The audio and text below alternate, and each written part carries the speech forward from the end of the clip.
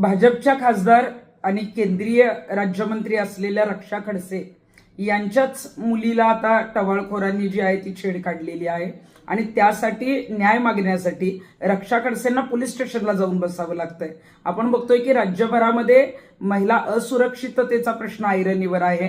नुकतंच स्वारगेटचं प्रकरण शांत होत नाही तोपर्यंत अशा पद्धतीची घटना समोर आलेली आहे। योगेश कदम सांगत होते की महिलेने आरडाओरडा केला नाही, कोणीतरी म्हणतंय की पैशाचा व्यवहार झालेला होता, कोणी म्हणतंय की संमतीने या गोष्टी झालेल्या होत्या। म्हणजे मुली ज्या काही आवाज उठवतात तो आवाज दाबण्याचाही प्रयत्न काही जणांकडून होतो। मला वाटतंय की आता एकनाथ खडसे जे अनेक वर्ष मंत्री होते त्यांची ती नात आहे। रक्षा खडसे तर आता भाजपच्या केंद्रीय राज्यमंत्री आहेत आणि त्यांना सुद्धा त्यांच्या मुलीसाठी जो आहे तो न्याय मागायची वेळ येते।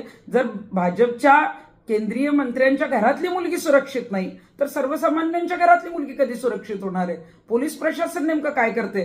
पोलिसांचा गुन्हेगारांवरचा वचक पूर्णपणे कमी झालेला आहे आणि गृहमंत्र्यांनी आता तरी शक्ती कायदा जो आहे त्याची अंमलबजावणी करणं गरजेचं आहे। आपल्या इथं अनेक कायदे आहेत, कडक आहेत, परंतु त्याची अंमलबजावणी पोलिसांकडून होत नाही।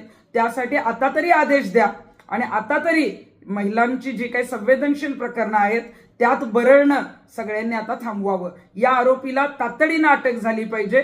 मंत्र्यांच्या घरची मुलगी असेल किंवा सर्वसामान्यांची घरची मुलगी असेल, कायदा सगळ्यांना समान आहे आणि त्या कायद्याची अंमलबजावणी जी आहे ती प्रत्येक प्रकरणात पोलिसांनी करणं गरजेचं आहे।